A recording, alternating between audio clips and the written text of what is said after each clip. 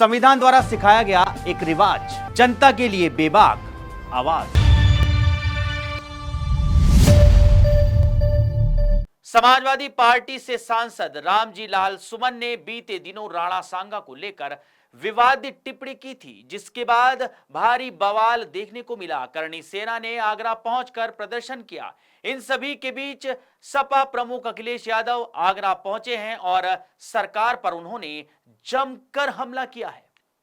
मैं इसलिए कहता हूं कि सरकार पिछड़े दलितों और अल्पसंख्यकों को डराना चाहती है।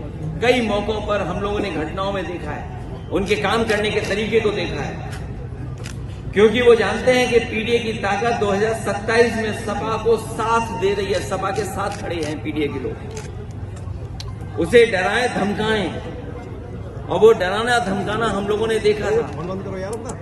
अभी जो बाई इलेक्शन हुआ था उसमें किस तरीके से डराया धमकाया गया था, उन्हें वोट तक नहीं डालने दिया गया था। ये बड़ी साजिश थी, और मैं कुछ उदाहरण हाल के ही देना चाहता हूं। मैं पुराने उदाहरण कोई नहीं देना चाहता हूं। सांसद सुमन के बयान के बाद खूब गहमा गहमी देखने को मिली।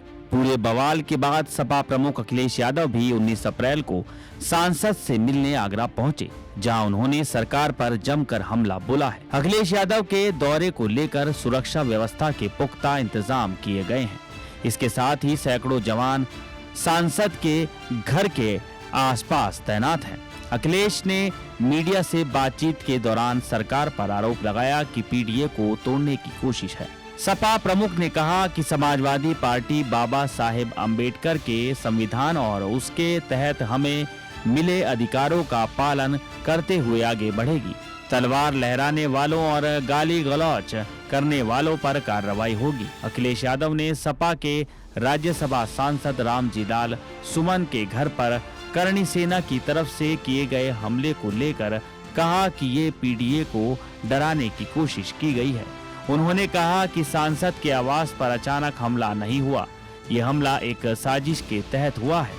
हमलावरों का इरादा जान लेने का था। अखिलेश यादव ने कहा कि हाल ही में हुए उपचुनाव भी ये लोग डराकर ही जीते हैं। प्रयागराज में एक दलित को मारकर जला दिया गया।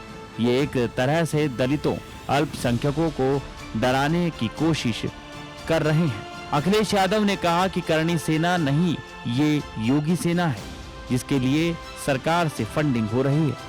सीएम के स्वजातीय लोगों ने जिस तरह तलवारें लहराई, वो पिछड़ा दलित अल्पसंख्यकों को हटाना चाहते हैं।